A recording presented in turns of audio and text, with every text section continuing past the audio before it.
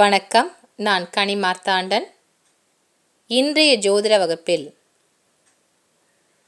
ஜாதகத்தை தலைகீழாக புரட்டக்கூடிய மாந்தி கணிப்பு என்னன்றதை பற்றி பார்க்க போகிறோம். மாந்தி நின்ற இடம் பாழ். இது ஜோதிட வழக்கு. மாந்தி எந்த இடத்துல இருக்கோ அந்த இடம் பாழாகிவிடும், அதாவது வீணாக போய்விடும். மாந்திக்கு முன்னாடியும் பின்னாடியும் இருக்கக்கூடிய வீடுகளும் பாழாகும். இது ஜோதிட விதி. அப்போ ஜாதகத்தில் இந்த விஷயங்கள் மட்டும்தான் மாந்தியால் பாழாக்க முடியுமான்னு கேட்டிங்கன்னா கிடையாது. மாந்தி நிற்கக்கூடிய நட்சத்திரம், அந்த நட்சத்திர சாரத்தின் அதிபதியினுடைய மூல திரிகோண வீடு கடுமையான பாதிப்படையும்.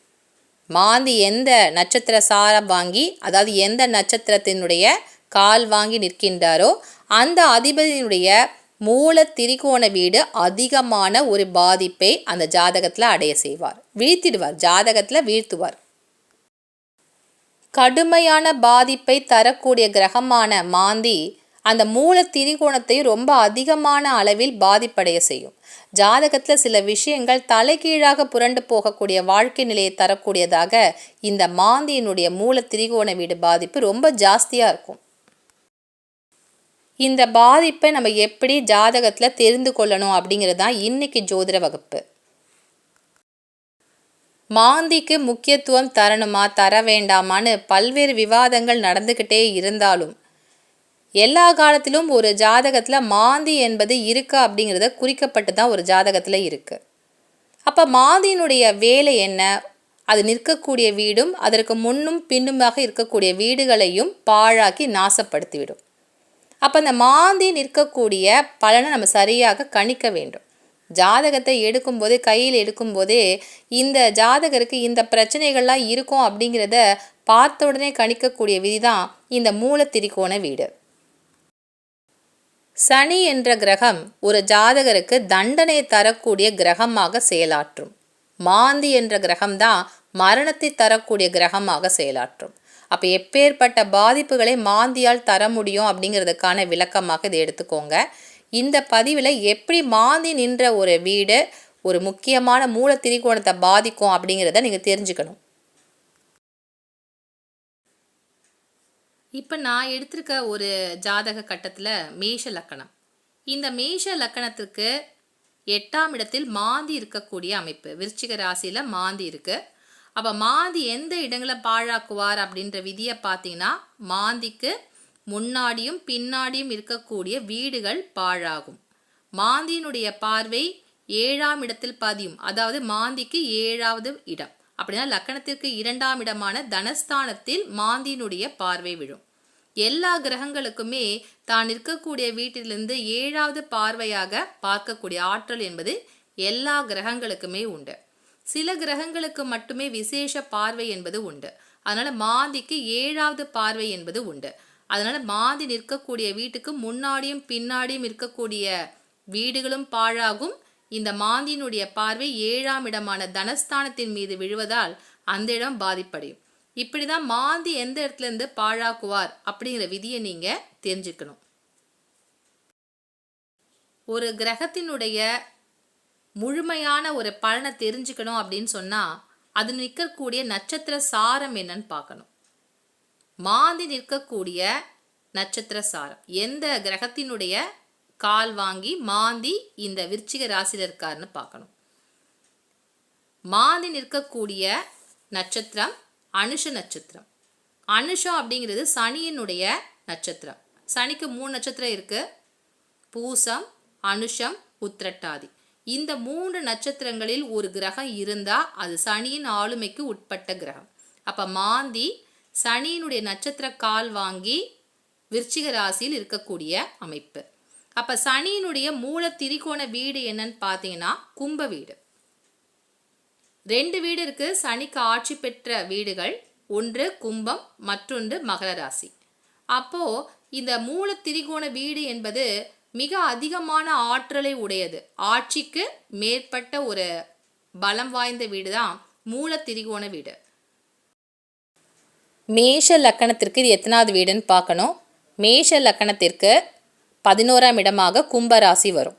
அப்போ இந்த ஜாதகருக்கு 11ஆம் இடம் பாதிப்படைந்திருக்கு அப்படிங்கிறது எடுத்துக்கணும். அடுத்ததாக காலபுருஷனுக்கு எத்தனாவது வீடு? காலபுருஷன் அப்படின்னு சொன்னாலே மேஷ லக்கணத்தை தான் முதலாவது வீடாக எடுத்துக்கொண்டு நம்ம கணக்கு செய்வோம். அதுபடி பார்த்தாலும் 11ஆம் இடம் இந்த ஜாதகருக்கு கும்பராசி தான் வருது. 2 இடமும் கும்பராசி அப்படிங்கிறனால அதிகமான ஒரு பாதிப்பை 11ஆம் இடம் பெற்றிருக்கிறது. 11 என்பது லாபத்தை மட்டும் ஒரு ஜாதகருக்கு குறிக்காது. ஒரு ஜாதகருடைய எண்ணங்களில் வெற்றி அடைய செய்யக்கூடிய வழியை தரக்கூடியது 11ஆம் இடம்.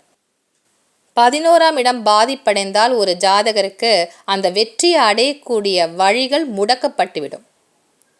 இந்த 11ஆம் இடம் என்பது அபிலாசை, அதிகமான ஆசைகள் தரக்கூடிய இடமும் 11ஆம் இடம்தான். ஒரு ஜாதகருக்கு முன்னேற்றம், தன்னுடைய திறமையை வெளிக்காட்டக்கூடிய இடமும் 11ஆம் இடம். அந்த ஜாதகருக்கு 11ஆம் இடம் பாதிப்படைந்தாலே அந்த திறமையை காட்டக்கூடிய விஷயங்களும் பாதிப்படையும்.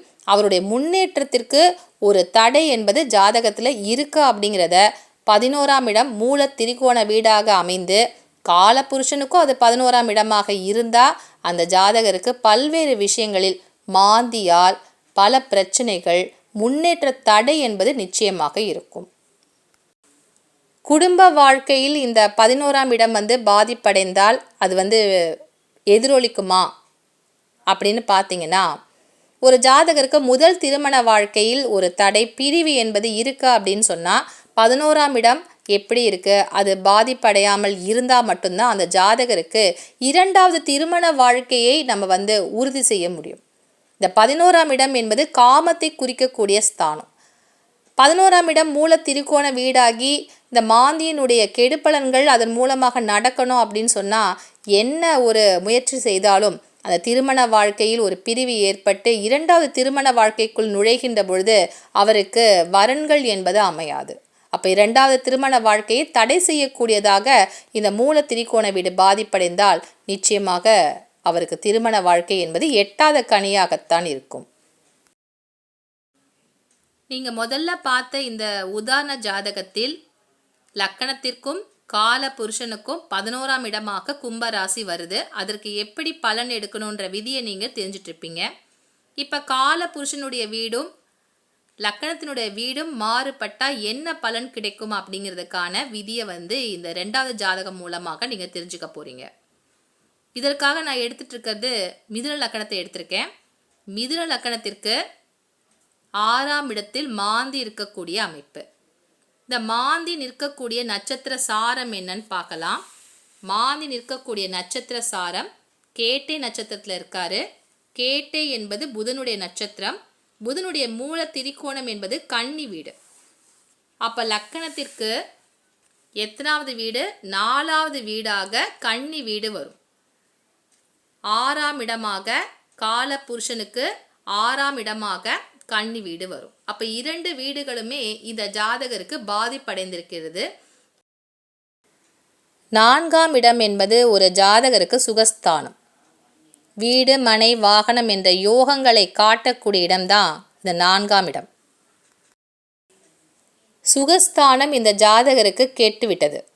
வீடு, மனை, வாகனம், சொந்த வீடு வாங்கணும் இல்லை சொந்த வீடு கட்டணும் அப்படின்னு சொன்னால் அதில் பல்வேறு தடைகளை சந்திக்கக்கூடிய நபராக இந்த ஜாதகர் இருப்பார்.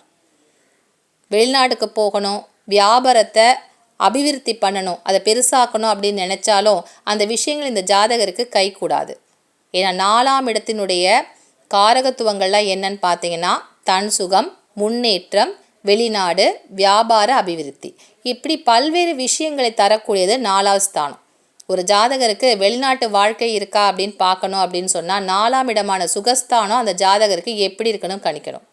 இந்த ஜாதகருக்கு 4ஆம் இடம் கெட்டுவிட்டதால் பல்வேறு விஷயங்கள், அவருடைய சுகம், அவருடைய ஆசைகள் என்பது நிறைவேறாமல் அப்படியே இருந்துவிடும். முக்கியமாக சொந்த வீடு பாக்கியம் என்பது கிடைக்காது. கால புருஷனுக்கு 6வது வீடாக கன்னி வீடு வருது. அப்போ 6ஆம் இடம் என்பதும் பாதிப்படைந்து விடும். 6 என்பது ருணரோக சத்ருஸ்தானம் அப்படிங்கிறதுனால 6ஆம் இடம் மாந்தியினுடைய மூல திரிகோண வீடாக அமைந்து விட்டால் இந்த ஜாதகருக்கு அது நன்மை செய்யுமான்னு பார்த்தீங்கன்னா, உண்மையில் மாந்தியினுடைய திரிகோண வீடாக இருக்குது அப்படின்னு சொன்னால் அந்த ஜாதகருக்கு கடன் பிரச்சனைகள் என்பது குறையும். கடன் அதிகமாக வாங்க மாட்டார், இல்லை அவர் பேரில் கடனே இல்லாமல் இருக்கலாம். இந்த ஜாதகருடைய வாழ்க்கையில் ரொம்ப ஆரோக்கிய குறைபாடுகள் என்பது இருக்காது. ரொம்ப அதிகமாக தொடர் மருத்துவ சிகிச்சை என்பது இந்த ஜாதகருக்கு தேவைப்படாது. இப்படி 6ஆம் இடம் என்பது துர்ஸ்தானமாக இருக்குது அப்படிங்கிறதுனால கால புருஷனுக்கு 6ஆம் இடமாகவோ இல்லை லக்கணத்திற்கு 6ஆம் இடமாகவோ அமைந்து அது மாந்தியினுடைய மூல திரிகோணாக வீடாக அமைந்து விட்டால் இந்த ஜாதகருக்கு பல வகையில் நன்மை தான்.